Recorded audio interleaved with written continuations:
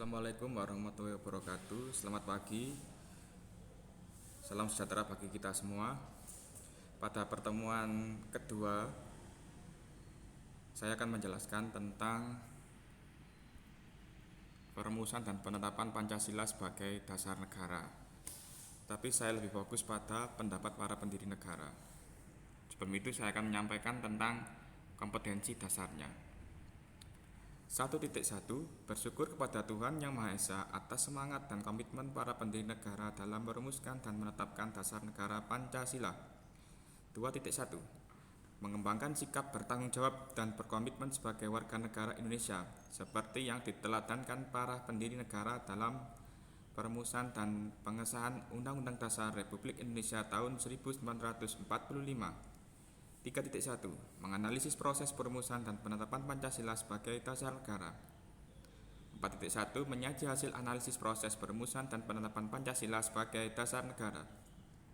Selanjutnya, indikator pencapaian kompetensi. 1.1.1 Bersyukur atas perumusan Pancasila sebagai dasar negara. 2.1.1 Berperilaku peduli sebagai wujud pelaksanaan semangat dan komitmen para pendiri negara. 3.1.2 Membandingkan pendapat para pendiri negara tentang isi Pancasila. 4.1.1 Menyusun laporan hasil telaah perumusan Pancasila sebagai dasar negara. Tujuan pembelajaran. Setelah proses pembelajaran, siswa diharapkan dapat: yang pertama, bersyukur atas perumusan Pancasila sebagai dasar negara dengan tulus.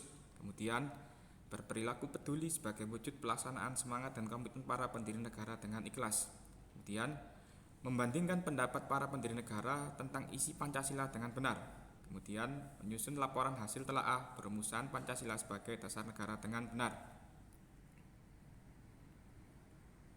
Pendapat para pendiri negara. Yang pertama, menurut Muhammad Yamin, terdapat 5 unsur dasar.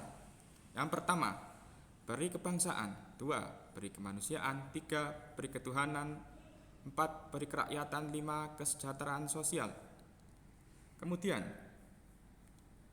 Mr. Supomo memberikan pendapat tentang 5 unsur dasar. Yang pertama, persatuan. Kemudian, kekeluargaan. Kemudian, keseimbangan lahir dan batin, musyawarah, dan keadilan rakyat.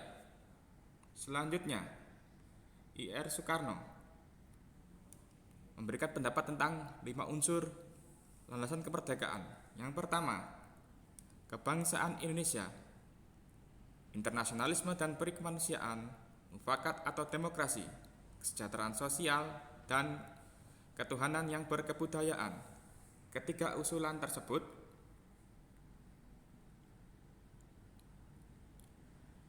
dikumpulkan di panitia kecil.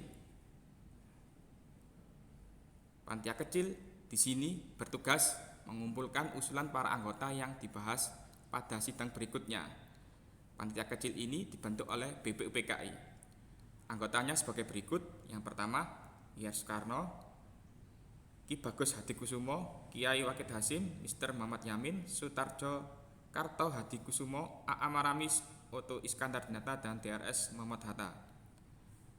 Setelah itu, panitia kecil dirubah oleh BPUPKI menjadi panitia 9 yang anggotanya I.R. Soekarno sebagai ketua, kemudian DRS Muhammad Hatta sebagai wakil, kemudian Mr. A.A. Maramis, kemudian Abdul Kahar Muzakir, kemudian A.B. Kusno Cokro Suyoso, kemudian Haji Agus Salim, kemudian Mr. Ahmad Subarjo, kemudian Mr. Muhammad Yamin, kemudian Kiai Wakid Hasim.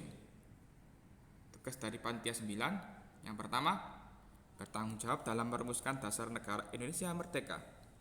Yang kedua, memberikan masukan baik secara tulisan maupun lisan, serta membahas dan merumuskan dasar negara Indonesia merdeka. Kemudian menampung masukan dari berbagai pihak terkait pembentukan dasar negara Indonesia. Sekian yang dapat saya sampaikan.